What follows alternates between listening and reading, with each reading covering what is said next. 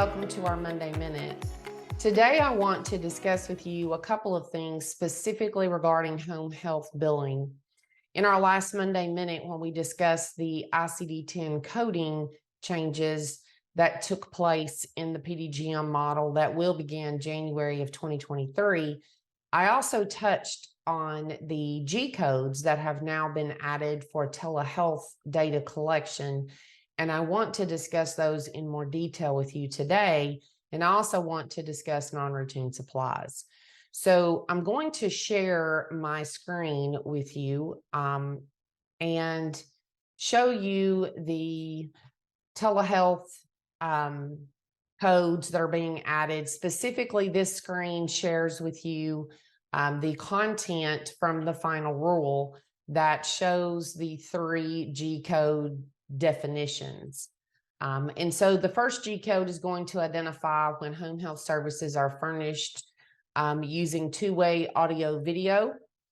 So the patient can see and hear the clinician can see and hear the patient. The second telehealth code is specific to audio only or phone calls with the patient. And lastly, remote patient monitoring.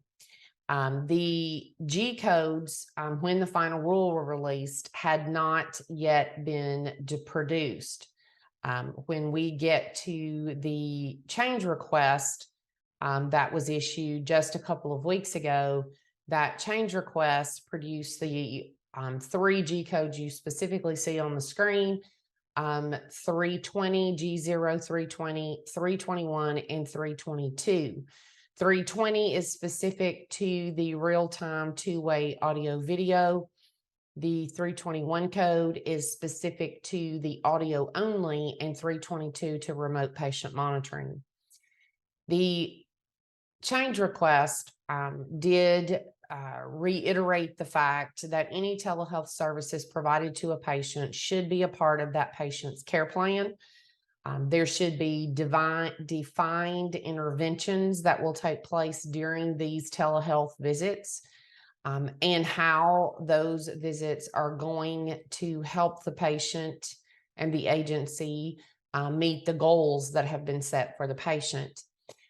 It is not a situation where your clinicians can wake up one day and say, well, I'm not feeling great today, so I'm just going to do telehealth visits. That is not acceptable and has never been. In order for you to be appropriately providing telehealth services, they must be a part of the patient's care plan and defined interventions, et cetera, take place. So these codes will be utilized on your claims for data collection purposes only beginning January 1st of 2023. The data collection will begin voluntarily on January 1st and will be required effective July 1st of 2023. Now, when we say that these are going to be effective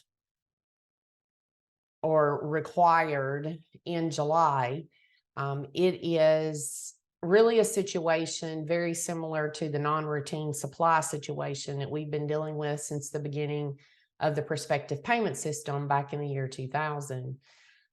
It has always been required that non-routine supplies be reported on home health claims if those non-routine supplies were provided by the agency.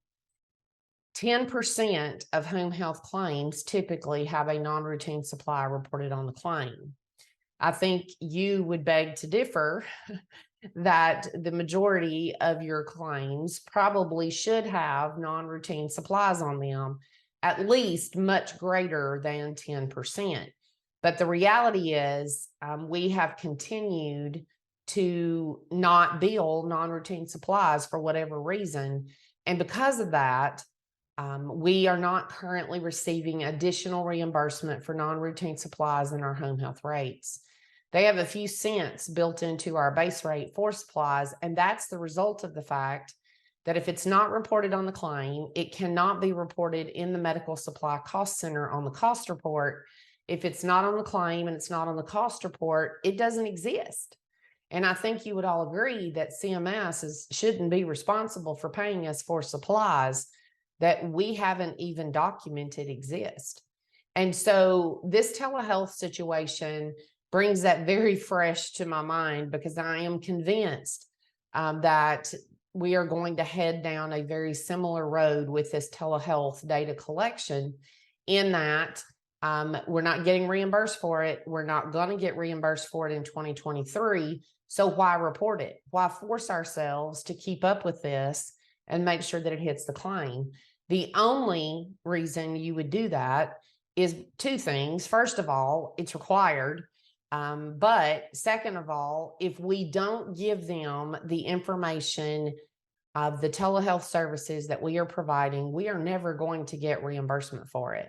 And you can't blame CMS for that. And so if we are not using it, that's fine. And that reality is the case for many agencies. But if we are using it, it has to be reported, so that eventually CMS, seeing the volume of telehealth that home health agencies are now utilizing, will begin to provide reimbursement for that service. And so telehealth, using the 3 G-codes we just discussed, non-routine supplies, using the appropriate codes that have been in place for over 20 years now, is extremely important. And I hope that this minute has encouraged you more than anything to meet with your billing staff, with your EMR systems if necessary, to ensure that come January 1st, you have definitely things in process to report any telehealth services that you are providing, and to begin reporting, if you're not doing so already, all non-routine supplies that are being provided to your patients. I want to thank you all for participating today. I hope this has assisted you in some way, and I hope you have an absolutely fabulous week as we have begun the month of December and entering the time of major celebration with the holidays approaching swiftly. Have a fabulous week, and we will talk again soon.